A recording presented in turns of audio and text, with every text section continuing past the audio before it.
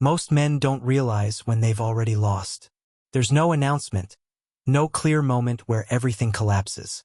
It happens quietly beneath the surface in small shifts that go unnoticed until the outcome is already decided. You think everything is fine because she still replies. She still smiles. She still shows up. But something has already changed. The way she listens, the way she responds, the way she looks at you when you're not paying attention.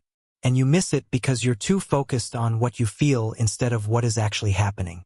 That is the first mistake. You trust emotion over observation. The Stoic philosopher Epictetus taught, "It's not what happens to you, but how you react to it that matters." And when you react to a woman's subtle withdrawal with panic and chase, you are reacting from weakness. You are not observing. You are not assessing. You are not controlling yourself. You are being controlled by your fear. And that fear is what she is really responding to.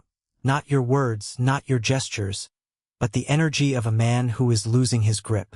Attraction doesn't disappear suddenly. It fades when patterns repeat too often.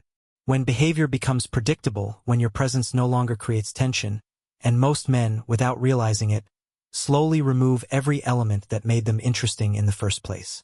They become too available, too expressive, too eager to maintain what they already have. And in doing so, they reveal something they don't intend to show. Dependence. Dependence is never attractive. Clears throat. It doesn't matter how well you hide it with words. It leaks through behavior, through timing, through the way you react when something feels off. You respond too fast. You explain too much. You adjust your mood based on hers. You think you're being attentive, but what's being seen is something else entirely. Instability. The Roman Emperor Marcus Aurelius wrote, "The soul becomes dyed with the color of its thoughts." When your thoughts are colored by anxiety and dependence, your soul reflects that. You become reactive, clingy, and easily manipulated. And she will feel that. She will sense that something is off. She will not be able to put her finger on it, but her gut will tell her to pull away. And once she starts pulling away, the dynamic shifts permanently. And once that is felt, even subtly, something begins to shift. Because attraction is not built on comfort alone.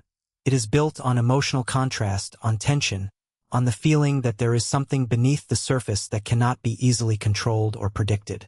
When everything about you becomes clear, obvious, and easy to read, the emotional pull weakens. Not because you did something wrong in a dramatic sense, but because you removed the unknown. And the unknown is where curiosity lives.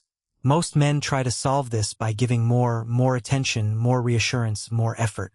But this only accelerates the problem because now you are no longer interacting from strength. You are reacting from fear. Fear of losing her attention. Fear of losing the connection.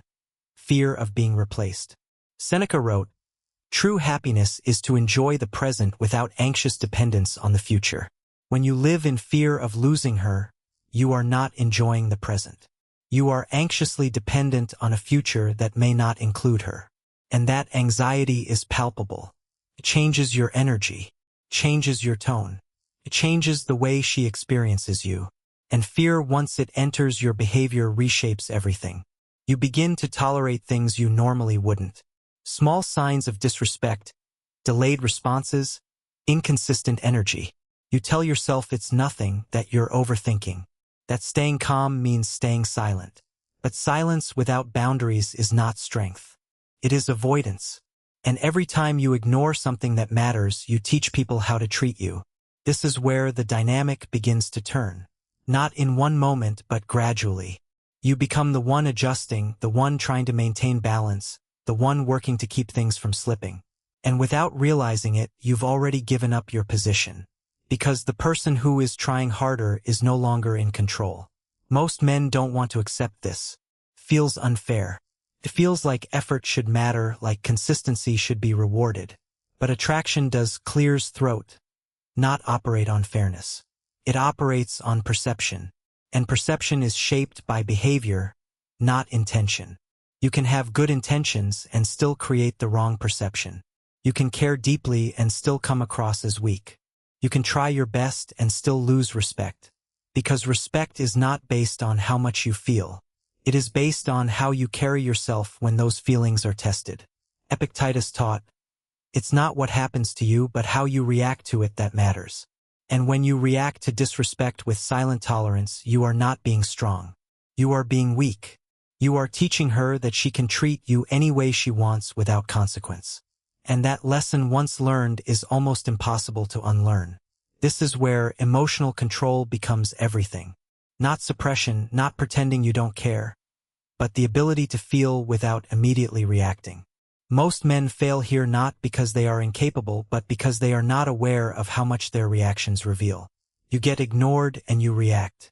You feel distance and you chase clarity. You sense something is off and you try to fix it with words. But words in these moments rarely solve anything. They expose more than they resolve. Because what is being observed is not what you say but why you're saying it. And if the reason is rooted in insecurity, it is felt instantly. This is why silence becomes powerful. Not as a tactic but as a result of control. When you can sit with uncertainty without rushing to resolve it, you send a different signal. A signal that you are not easily shaken.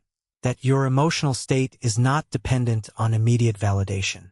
And that changes how you are perceived. Marcus Aurelius wrote, "You have power over your mind, not outside events. Realize this and you will find strength." When you can sit with uncertainty without being consumed by it, you are exercising that power. You are not letting her silence or her distance dictate your state. You are grounded in yourself. And that grounding is what makes her want to be close to you. Another pattern becomes clear when you step back far enough. People are drawn to what feels stable but not controllable. If you are stable but easily influenced, you become safe but not respected. If you are unpredictable without stability, you become exciting but unreliable. The balance is what creates lasting attraction. Calm, grounded, and self-contained but not easily swayed. Most men lean too far in one direction. They become overly accommodating, thinking it builds connection. But excessive accommodation removes friction, and without friction, there is no emotional engagement. You need a sense of self that does not bend under pressure. Boundaries that are not negotiated in moments of tension. Standards that remain consistent even when it would be easier to compromise. Because every time you compromise your standards to maintain attention, you lower your value in that moment. Not because someone is consciously judging you, but because inconsistency breaks trust. And trust is not just about honesty. It is about predictability of character. If you say one thing but tolerate another, you create confusion and confusion weakens your position. Seneca wrote, "It is not that we have a short time to live but that we waste a lot of it." Do not waste your time compromising your standards for the sake of attention. You will only lose yourself in the process. And when you lose yourself, you lose everything. Over time, another truth becomes unavoidable. The less you need something, the more control you have over your behavior. And control over your behavior determines everything. If you need constant reassurance, you will chase it. If you need constant attention, you will seek it. If you fear loss, you will act in ways that try to prevent it. But those actions often create the very outcome you're trying to avoid. Because neediness shifts the balance. It makes you reactive. It makes you adjustable. It makes you easier to influence. And once that pattern is established, it becomes difficult to reverse. This is why detachment is often misunderstood. It is not about not caring. It is about not being controlled by what you care about. You can value someone without losing yourself in the process. You can be present without becoming dependent. But that requires discipline. The discipline to hold your position even when emotions rise. The discipline to walk away from what does not align. The discipline to remain consistent when inconsistency would be easier. Most men don't lack value. They lack discipline. And without discipline, value cannot be maintained because value is not what you have. It is what you consistently demonstrate. And consistency, especially under pressure, is rare. Epictetus taught, "No great thing is created suddenly, and the discipline required to maintain your position is no exception. It is created through the accumulation of small choices, each one reinforcing the last." Each time you choose to hold your ground instead of folding, you build that discipline. And as you build it, it becomes part of your identity. And that identity is what she will respect. That is why the man who masters himself operates differently. He does not chase clarity at the first sign of tension. He observes. He does not react impulsively to emotional shifts. He waits. He does not compromise his standards to maintain connection. He accepts the outcome. And in doing so, he changes the entire dynamic because he is no longer operating from fear. He is operating from control. And control, when it is real, does not need to be forced. It is felt quietly, consistently, without effort. And once that is established, everything else begins to align. Not because you manipulated anything, but because you removed the one thing that was working against you the entire time, your lack of control over yourself. Marcus Aurelius wrote, "The soul becomes dyed with the color of its thoughts." When you cultivate thoughts of discipline, self-respect, and emotional control, your soul reflects that, and she will see it. She will feel it, and she will be drawn to it. Because in a world of men who are reactive, a man who is in control of himself is a rare and precious thing. Now, let me tell you something that most men will never hear. The game is not about winning her. It is about becoming the kind of man who does not need to win her, because when you become that man, she will come to you. Not because you chased, but because you became undeniable. The brutal truth is this: women are attracted to men who are not afraid to lose them. Not because they don't care, but because they know their own value. And when you know your value, you do not chase. You do not beg. You do not tolerate disrespect. You do not compromise your standards. You simply exist, and the right women will be drawn to you. The wrong ones will fall away. And that is exactly how it should be. Because the man who is not afraid to lose is the man who never loses. He cannot lose because he has already won. He has won the game of self-mastery. He has won the game of discipline. He has won the game of emotional control. And once you win those games, everything else falls into place.